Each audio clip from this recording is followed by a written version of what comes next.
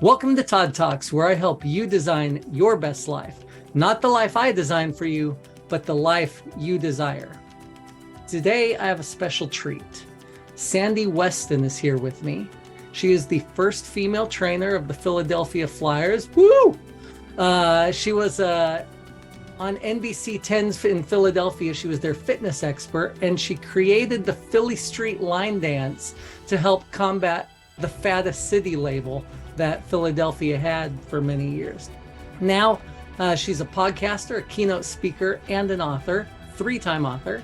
And we're going to talk today a little bit about a lot of those things. Our goal today is to help you live a happy, healthy, fit life. So Sandy, if you can just give a little introduction, how you got into doing what you're doing, that'd be great. Well, thanks, Todd. I always forget. It sounds crazy, but when you're saying those things, it's almost like I did that, and I should remember those things. And a lot of those things were just such fun times. But as far as how I got into all this stuff, I've been an entrepreneur in the health and fitness industry my entire life. Didn't know that's what I was going to do. Went to school. Undergrad was in dance, concentration in health and phys ed, and thought, hey, I love to dance.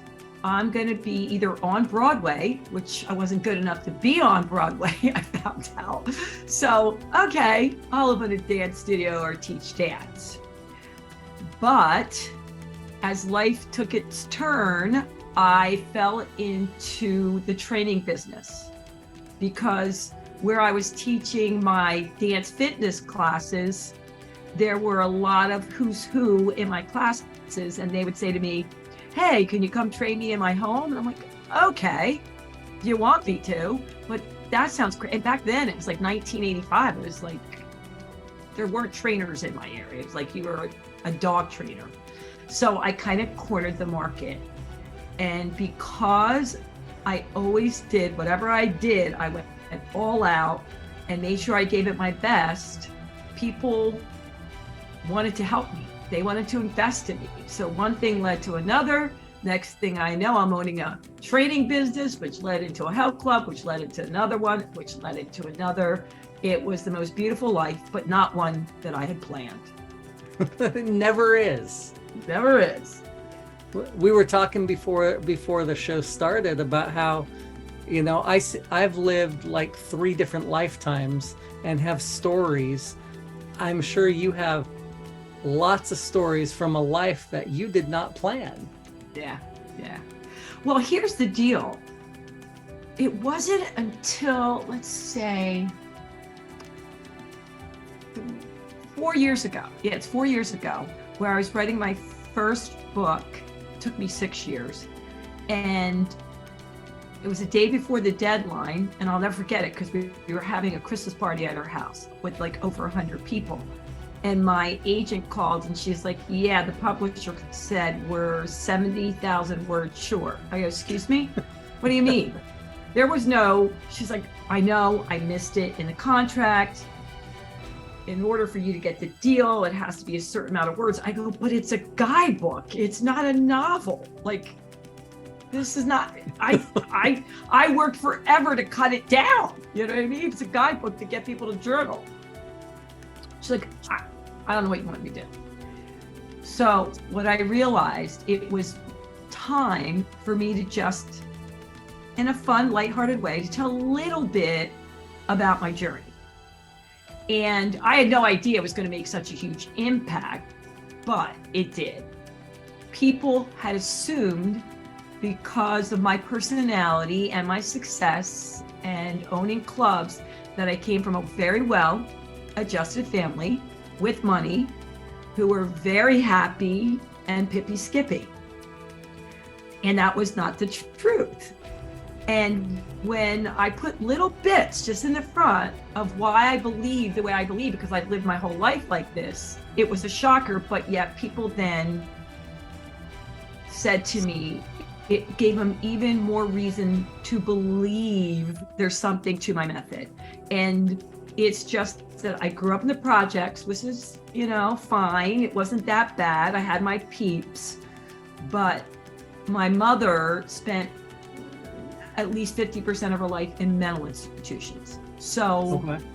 and they weren't good ones. They were like, Well, back in the 80s, none of them were good ones. yeah, and this was poverty. So here I am as a kid growing up the projects with my mom with severe mental illness, and I developed a system of what worked for me to get out of that area. And on top of it, whenever I'd go to the mental institutions, I would dance for the people to cheer them up, because that's how I knew to bring joy to myself and them. Right. Well, Todd, not even my friends knew that. I mean, most of them. They didn't ask. It wasn't like I didn't tell them, but I was always the person to listen to everyone's stories, bring joy. And they're like, why the heck didn't you tell me? I'm like, well, you just assumed, you never asked me. So that little bit made me realize that if I could impact the world in a positive, powerful way, I would start telling a little bit more of my story, whether it was in my books or my workshops or my keynote speeches, which is I go into a lot of high schools, colleges, and corporations, anything to do with mental and physical fitness. But really, the physical is just a way for me to get in for mental fitness, which is what I'm all about. Well, and the physical fitness actually is so good for your mental health and your mental fitness. It's all one. Yeah, you can't separate. I mean, the plasticity of your brain is improved by exercise.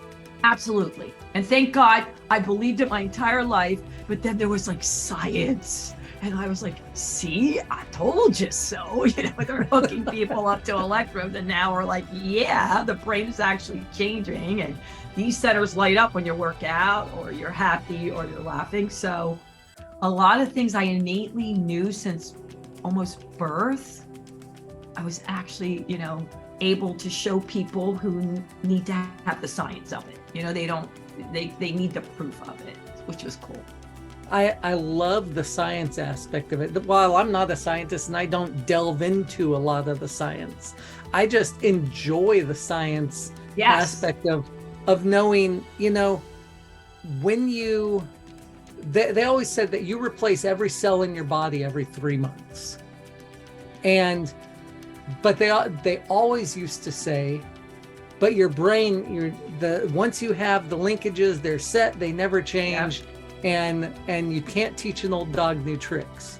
Yeah. And then in the last few years, they go using all the different scanners that they have now. They realize that you can continue creating new cells and new linkages and new everything in your brain up until you die. And what are they going to discover in 30 years from now? You know what I mean? If that's what they're figuring out now. So what do they always say? You can't do it until somebody does it. I always love that one, well, people say no, but then somebody does it, and then, and then they go for the next thing. So I'm always amazed by what they find out about the brain. And I love it like you. I just like studying it. I love being around people that study it. Anything to do with the brain, I'm all about. And one of the things I like, I bet you have said this probably many times over the years, before it became popular, before it became mainstream, that fitness helps you age better. Oh God, yeah. I mean, it's a given. It's a given. People would say, what do you do for your skin? I go, I work out. I mean, it was just true. There was no... Here's the deal though, Todd. Here's the good news. When I started, you really had to fight to get people to believe it was great to work out and for their employees to spend time away from work. Now you don't have to prove that. Now it's just a matter of how much you're going to spend, where are you going to go. All that is a given. They know it's a benefit. It's just how you're going to make it happen, which I think is awesome. It is. It's good for your health, your mental health, your physical health, all of it.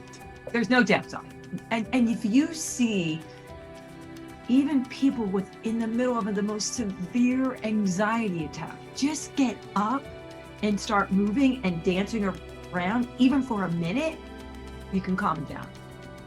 Forget just even taking deep breaths will change your whole body, and your brain cannot stay in that state. So imagine when you accompany that with movement, even just for a minute or two.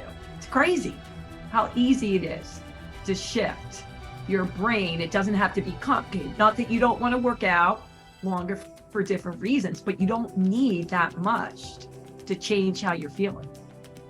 Absolutely. 100% agree. Yeah. 100% agree. Now, what is your method? What are you teaching now? When you give a keynote, what is the main focus area that you're really focusing on lately in the last few months? So I love that you asked that question, because when I was doing keynotes prior to the pandemic, I used to get hired for mostly revving up the crowd, fitness, well-being. I would get the head stuff in the back door, but I was the one you're bringing out on stage no matter what was going on to rally the troops. Have fun. Yeah. And do a little dancing, create a celebration dance, have a good time. And then a little bit of the body-mind connection. During COVID, I had the opportunity to take a course called Heroic Public Speaking, where they take your keynotes up to the next level. And it was almost a year course. Unbelievable. I was lucky enough that it was like an hour away from me, Todd, in New Jersey, but people come from all over the world to take this speaking course. Can't say enough about it. I thought, okay, they're going to teach me blocking and staging, when to land the joke. I had no idea that they were going to dive into my life, my story, and my journey to impact the world more. Like, how do you go from expert to visionary? I didn't know that. And my friend who invited me in knew that. She's like, you need this. And so throughout the year, they kept digging and digging about my childhood, which was tough, but to get out those pearls of wisdom so that I could tell my story and come from a positive place and be able to impact more people, which took forever because you had to get it out, write it. I'd say it to my dog a lot, and then I'd be ready to say it. So throughout the months of rewriting it, I realized that my big idea had shifted, and it was more about, which my books are about. I didn't even put this together. Life doesn't happen to you, you happen to life.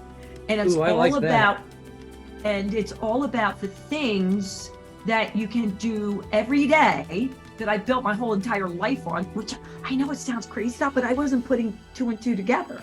Like, my books were about this, my journals were about that. I would teach clients this, but I never thought that's what I was doing since I was a kid. And that's why it was coming so easy to me. So to back up, I don't know why I did it, but it innately made sense. Everything since I can remember, and I can go back to 5 years old, I would just move around and dance to music just to make myself feel better.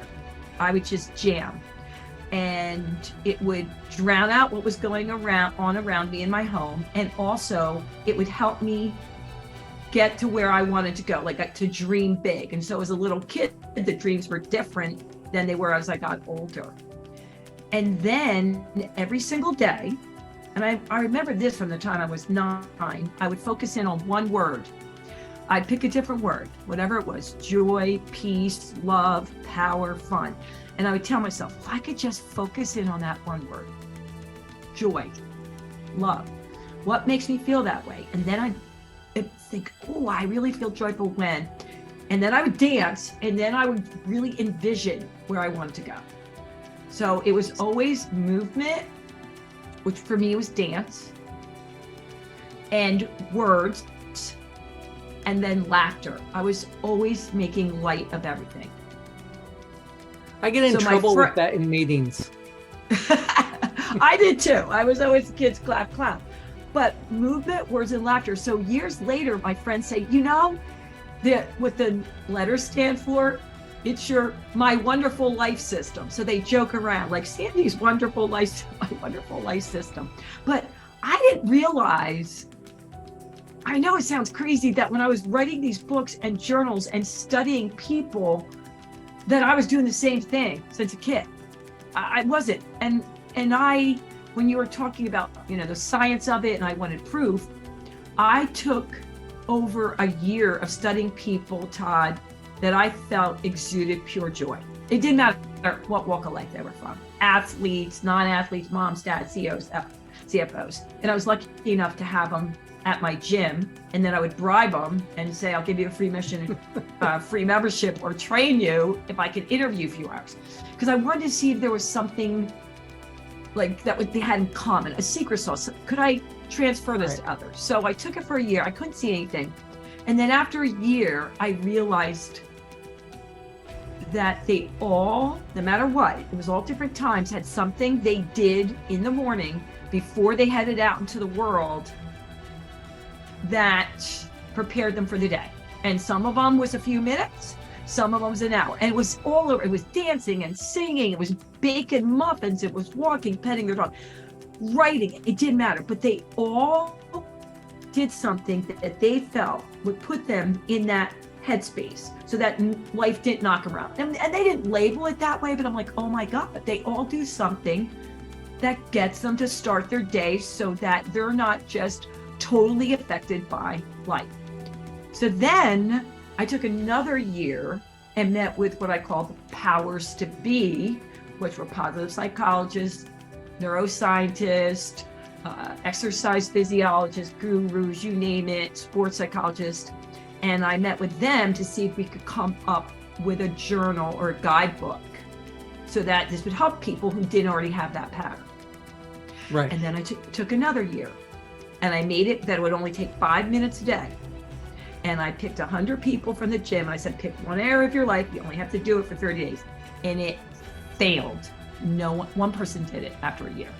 One person. I was devastated. So I go back to the powers to be, especially my one head guy, Dr. Kendrick. And I said, what the heck? I go, all I said is 5 minutes. These are highly motivated people. He goes, well, Sandy, they're not going to spend 5 minutes a day to change their life in a positive way unless they already have that belief system. I go, why didn't you guys say anything? He goes, I felt you needed to find out on your own. I go, a year of finding out on my own. Yeah, it's okay. So he helped me create another one that would only take 1 to 3 minutes a day. And then, yes, it was successful. So I'm thinking to myself, I get it. If you don't already believe it, you're not going to give it more than that. And then if you do believe it, you will take more time. So my whole thing was I just wanted people that didn't have a system, that didn't have a method. And that's why then from there I created the books and the journals. But it's crazy, Todd. Until I took this course, I wasn't putting it together. Well, you've been doing this since a kid. It was only 1 to 3 minutes. You've been training your clients. Like, why did you always get results? Well, because I got inside their heads. It wasn't, the exercise. But it wasn't until recently that I realized, oh my God, I've been doing this whole life. Like, yes, I have good and bad days, but they don't knock me out because I have a system to get back in there quicker. Well, and we are the last person to notice those things about ourselves. It's just the way our human brain works. We can see it because in other people, and it works how we see it work in other people because we are literally transferring that knowledge of things that we are doing onto other people, and we're seeing it in them.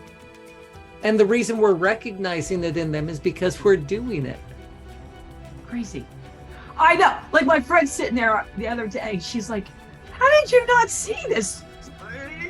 you've been doing it your entire life. That's why it comes so innate to you.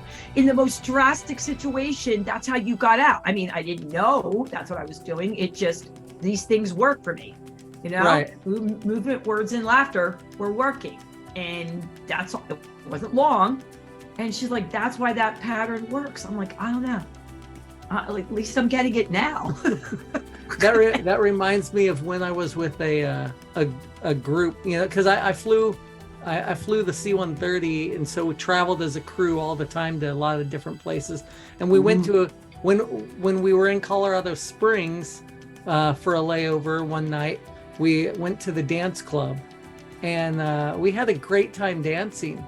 And the funny thing was, the 21-year-old loadmaster is looking at me like, how are you out here dancing with no alcohol in your system at all?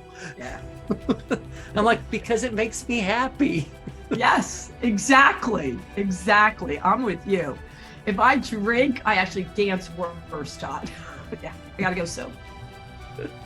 So no, this, I love it. So what is can you explain the 1 to 3 minute system, what it is that people do? Okay, yeah, sure. That Well, way people can try it out, test it out. Yeah. So, And then we'll send them to your website to get your book. Oh, no, but I'm more than happy to help them. So here's the main thing you want to do. The reason I say it takes 1 to 3 minutes is it's a guidebook or a journal where you set for 30 days, what is your game plan? So it's very simple to remember, like the goal you're going after, the action you're willing to take, what is the M is for motivation, and then on a scale of 1 to 7, what energy level are you really going to be putting into it? And I tell people to take their time and really think about it. And when you make that game plan up for yourself, which everyone knows, okay, set goals, but what if I don't reach them? It's still 40% more likely by writing them down, you're going to reach them. And also, when you're looking at the goals you're setting, make sure you're willing to do the action to get there.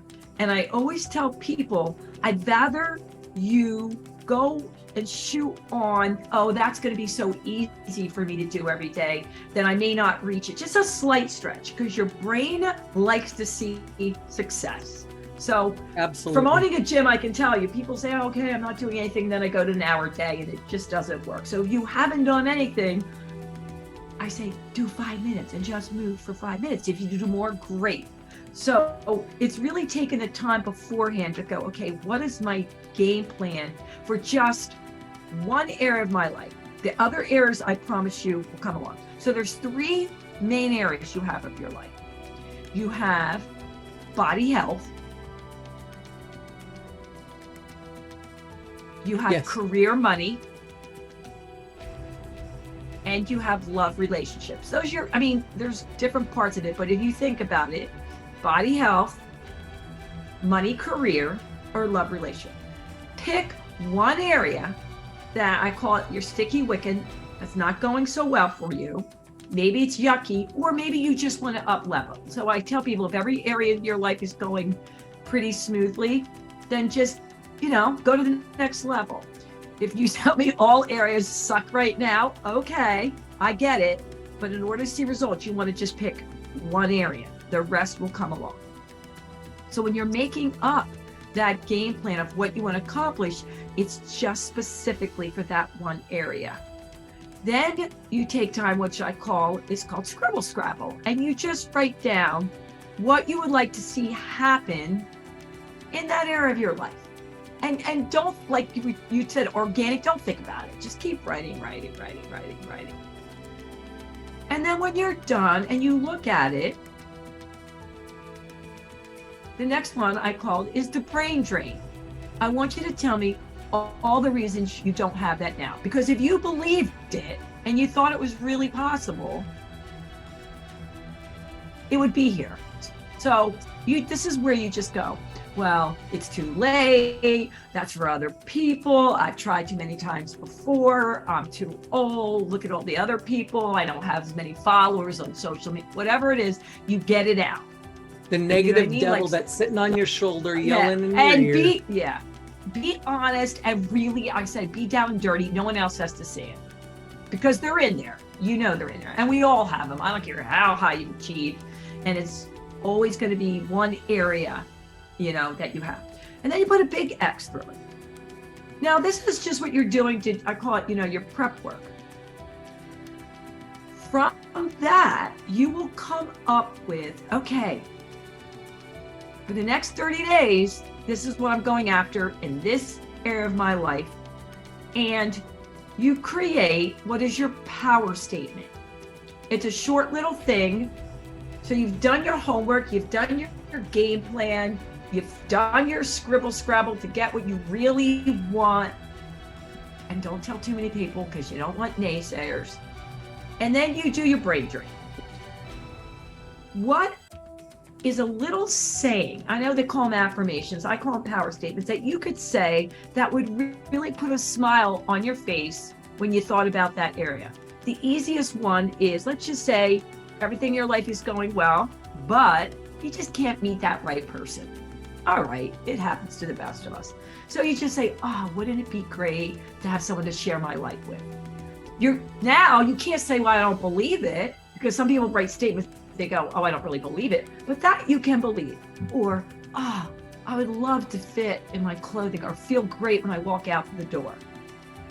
It's awesome having a job I really enjoy and brings me financial freedom. So you create a fun little statement that when you write it and you look at it, not complicated, puts a smile on your face. That's it. And then every morning, and this is the big piece, every morning, Todd, before your feet hit the floor, you take, I don't even care if it's 30 seconds. We all have 30 seconds. Nothing I teach is complicated. Most of what you do can be done in the shower or when you go in the bathroom. I don't like anything that's extra. So when you wake up, you think about, listen to your body, what's going on. What's one word of how you want to show up today? What do you want to embody? If it's 2 words, okay. If you're really not feeling great, then maybe it's peace. Maybe it's ease and calm. If you're really going well, then I want to wake up, embody joy or love or power. Just one word. Take a few deep breaths in and out, and then get out of bed. Write that word down somewhere that you can see it. That word is what you're going to look at. Like, what's going to bring me pure joy today?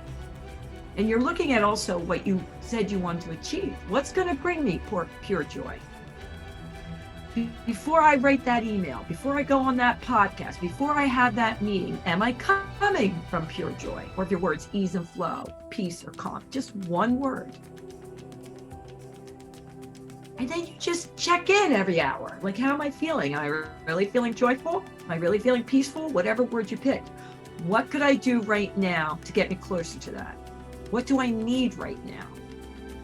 If people just did that, it would be mind-blowing because it's a reminder of, whoa, I said I wanted to embody power. I'm not really feeling powerful.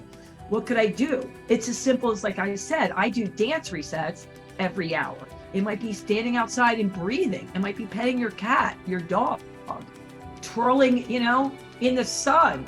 I don't care, doing backflips, laughing at some dumb kitty cat viral video. It's not a lot. It's just checking in every hour where you are. And before you go to that next call, the next meeting, that gathering, what could you do to get closer to that? And it's not about being there all the time, because I do have all those fearful emotions. It's just shifting out of them quicker. Embracing where you are, and then how do you shift out of them quicker? That would be so beneficial to people mentally. Oh my God. Because it's that easy. So many people just wallow in their misery. It's hard, and it's just habit. It's habit. It is habit. We get used to just listening to that devil on our shoulder, and we sit there, and then you let one thing snowball into another, and it's that snowball that rolls downhill. You start your day off on the wrong foot, and Yep. it keeps going. Just But keeps going. like what you're teaching, you can start the day off on the right foot before your foot ever hits the ground. Exactly. And then the checking in, I like that. The checking in throughout the day, it's so simple. So simple.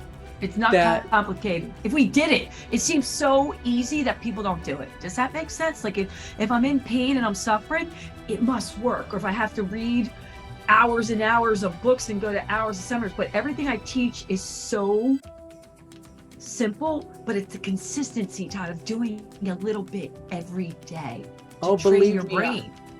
I understand the consistency and the difficulty with consistency, because, I go to physical therapy for my back, and there's some simple exercises that I've been given to do every day. And I probably hit 3 or 4 days out of 7 because I just get involved and busy in the day. And it's like, Yeah. oh, I'm getting in bed and I realize I didn't do any of those 4 exercises that I'm supposed to do. Last night I did them at midnight because I was going to bed and I'm like, I haven't done it in 3 days. My physical therapist is going to be pissed at me.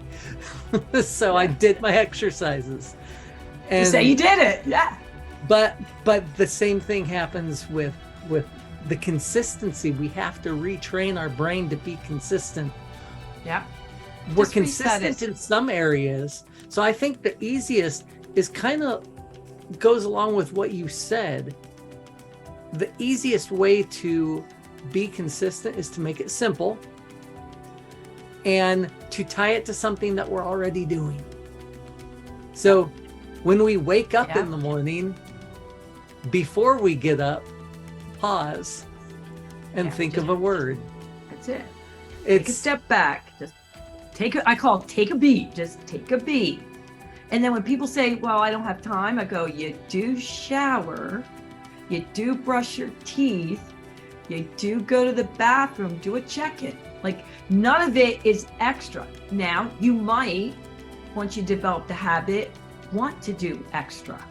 But just this would be life-changing for most people. it would help so many people's mental state. Yeah. Not only their physical state, because like you said, you can change your physical state. You do it for 30 days, it will, if you pick the fitness and health, Yeah, it will change your physical health. absolutely. But it will also change your mental health. Just that daily check-in multiple times a day. Yeah. Some people put things on their watch till they get the habit. Like, once you get in a habit, you'll go, oh, I get up and I drink water.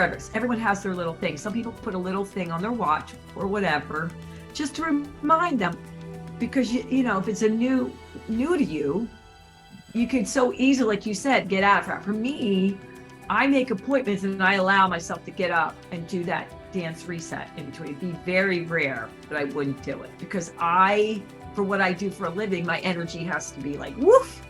So I need that. Like, I have to be way up.